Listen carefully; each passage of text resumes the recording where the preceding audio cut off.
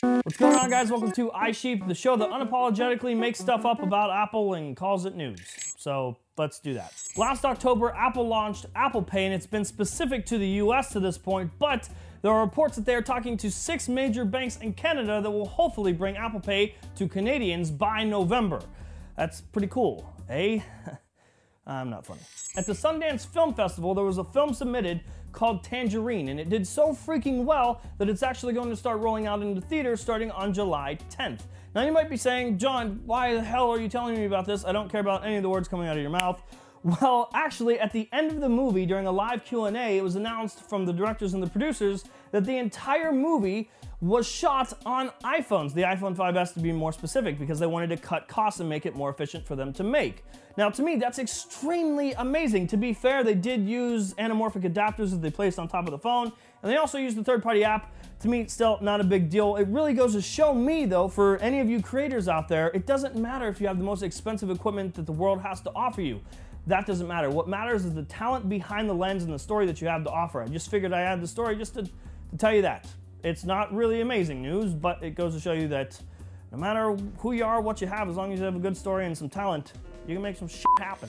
It is official. Apple's Worldwide Developers Conference for 2015 is set for June 8th. The invitations are out, and they are beautiful, but what can we expect to see at the event itself, at least from what we know right now? Well, number one, it is the Worldwide Developers Conference, so don't get your heart set on hardware. We're most likely going to see a ton of software and just a little bit of hardware, if any at all, keeping in mind that it is the developers conference, not the consumers hardware, you want it, we have it conference place. Number one, we could definitely assume that we're going to see the rebooting of the music subscription services. They've been trying to get together with iTunes Radio, and then they acquired Beats, and now they got to find a way to merge them. So we can expect to see that. But based on the invitations themselves, if you look at them, there's usually a hint in the invitations, right? And the actual subtitle or subline is the epicenter of change. I didn't really get much from that, but from the logo itself or from the graphic itself, look at the shape in the middle. I'm just saying, if you look at the shape in the middle, it's kind of this shape. You know what I mean? Speaking of WWDC, it seems that Apple thinks that selfie sticks are entirely too tacky to have at the event itself, so they have banned selfie sticks as well as monopods, saying that it could be a distraction for the viewers and the audience that want to view with their eyeballs to the stage. Selfie sticks could be in the way, just a crowd full of sticks in the air. Also, because selfie sticks are freaking stupid. Terrible idea.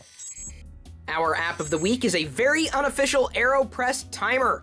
It's not made by the same people who make the AeroPress, but perfect for anybody who uses an AeroPress. And if you've followed me for any period of time, tune into our live periscopes every morning, or even follow the vlogs, then you know I use the AeroPress. In here you can find all sorts of recipes, from brewing methods to coffee volume to coffee grind to water volume to total time and recipe author credit. You can start the timer, and with this app you can make your coffee in the AeroPress a million different ways until you find the way that fits you. I've said it before, but it bears repeating. The AeroPress is one of my favorite gadgets of all time. The best way to make coffee anywhere, and it's insanely affordable and easy to use. This will help guide you to the perfect cup of coffee for you and your palate. It's the AeroPress timer, and if you want to earn a free redeem code for this app, simply use go.tagjag.com/freepoints or go.tagjag.com/freeapps.